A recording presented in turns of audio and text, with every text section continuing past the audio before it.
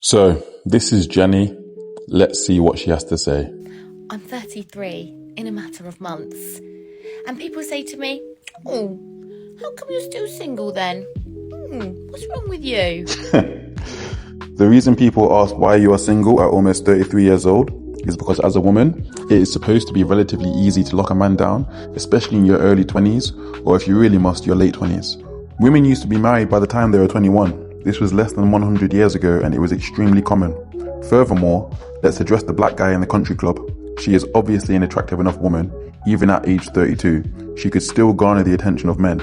So with her being single at almost 33, while still being moderately attractive, when we all understand how easy men are to satisfy, you have to ask yourself, who is the real problem here? Oh, I don't know. Maybe because every time I organise a fucking date in the UK with a man, they cancel either the day before or the day of or about an hour before it's supposed to take place. Whoa there, little lady. That's some strong language usage there. I can only imagine why a man has not taken her to the altar yet. Because we all know men simply love women when they curse like a sailor with scurvy. Shiver me blood clot timbers. Ladies, swearing is so unattractive and it is not very ladylike. Please stop swearing. There is a whole Oxford English dictionary full of words to express your frustration. How about practicing some decorum and maybe men will take you more seriously for a long-term relationship? Also, what's this? Men flaking on dates? Well. It seems as though the tables have indeed turned. I find it interesting when women complain about behaviours that they also partake and benefit in, but it only tends to be a social issue if it happens to women and not men. Honestly, just looking at this woman, you can see what she looks like at 33 years old. She ain't bad looking. I'll give her a 6 out of 10. So she most likely was a 7 or 8 out of 10 in her early 20s, meaning she had more than enough sexual market value to attain a man who would have taken care of her for the rest of her life. But like most modern women, she decided to piss away her lottery winnings on fast skies, expensive nights, and crazy memories. And what did it amount to? Being on TikTok, pushing 40, talking about men flaking on dates as opposed to married with 3 kids and a white picket fence and a loving husband. I do hope these ladies wake up soon before it is too late. So, the thing is, guys, if you're one of these people that's been doing this, just don't fucking bother, because we don't actually need you. I'm quite fine on my own. Did you see it? Let's go back one more time for those that missed it. If you guessed bird hands, then you are correct. For those who follow this type of content, you will already know what the bird hands mean. Link in bio for more information about the bird hands and why women do them. So instantly, we can see she is in hardcore authority mode, using the bird hands almost like a teacher wagging their finger at naughty students. Are men naughty students now? As well as that, we have more swearing and a whole lot of cope. She claims to be fine on her own, but guys, I tell you this now, no woman is fine being on her own. Not even one. Don't believe me? So do you honestly believe that women do not want to be swept off their feet by that special guy? Of course all women want that. Do you think women say things like, "I cannot wait to grow old and be by myself"? No, they crave companionship, I'd argue more than men do. But they refuse to admit that they want or need a man because it goes against the sisterhood and the feminist programming that has told women for 50 years that they do not need a man. However, this takes time and effort, and my time is valuable to me. I simply love it when people try to make their necessities a virtue. We all know that person who says they do not care about money because they never have any money. Or what about the person who says working a 9-to-5 job is a scam and it is beneath them? No, the reality is that you cannot get or keep a job. This woman is doing the exact same thing, gentlemen. She claims that she is quite fine on her own, but she is only saying that because she cannot get the men that she wants. Make no error here, guys. This woman can attract men, but the men she attracts are the men that she does not deem desirable.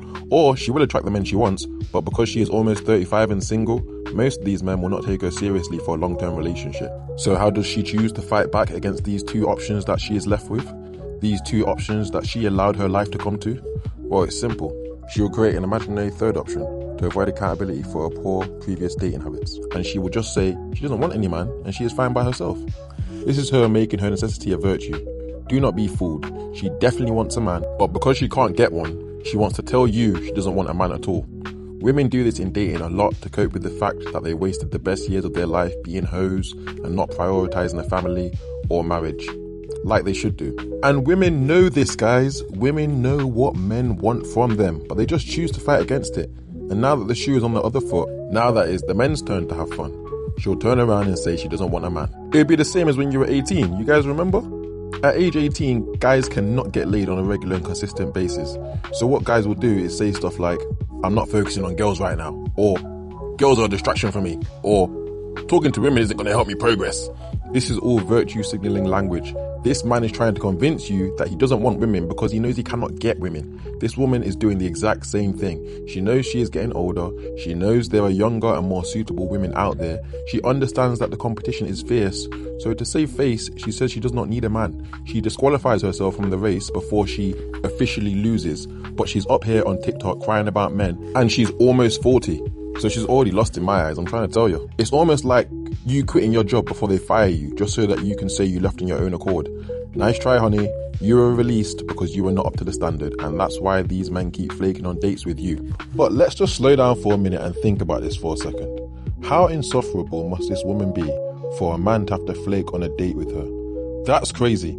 I've flaked on a girl before, once in my entire life. She was pretty, but damn, she was entitled. And she honestly thought she was a special person because she came from Persia.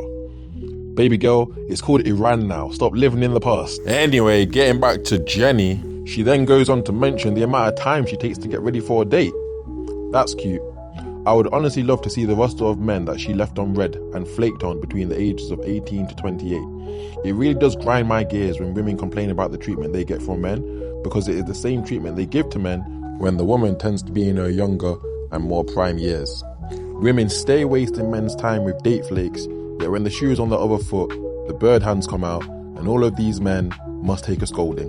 Listen, toots, women began the flake epidemic. They started it. Men were happy turning up to dates at 7 p.m. sharp, no tardiness, with a rose and a box of chocolates. Women destroyed that experience, so you have the sisterhood to thank for that kerfuffle. Also, what about the time and effort that men put into planning the date? Then there's the logistics.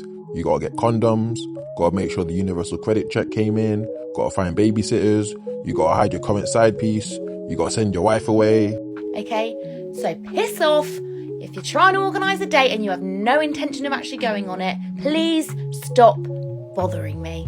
Thank you. Well, you heard her, guys. Stop bothering her. I do wonder how needy she will become without all of that extra male attention. Furthermore, although I do like to poke fun at this situation, I do want to do my part for the women, because I believe many of them are misguided by feminism, and they really do lack the wherewithal to see where they are going wrong. On top of that, most men cannot afford to be honest with women, and some women just did not have a male role model to clue them up on game. So I will give Jenni here some advice, so hopefully she can get married and squeeze one out by the time she is 35 years old. Number 1, stop swearing. I could not imagine raising kids around such a woman. Number 2, stop being entitled. Listen, Jenni, you've had your fun years now, you got it out your system, you fucked all the popular guys and the bad boys who called you a slut and pulled your hair. Now you need to go find a square called Roger, become a prolific sandwich maker, and be okay with a mediocre life. It is truly what you deserve, and some men would say you do not even deserve that. Finally, number 3, get off of social media. Unless you make significant money online, there is no need for a woman to be on social media. You are just advertising yourself to potential suitors, and men don't like that.